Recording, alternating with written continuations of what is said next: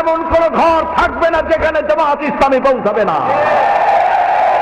শান্তির জন্য কল্যাণের বার্তা নিয়ে সারা বাংলাদেশে সর্বত্র ইসলামের দাওয়াত পৌঁছে যাবে গণতান্ত্রিক পদ্ধতিতে।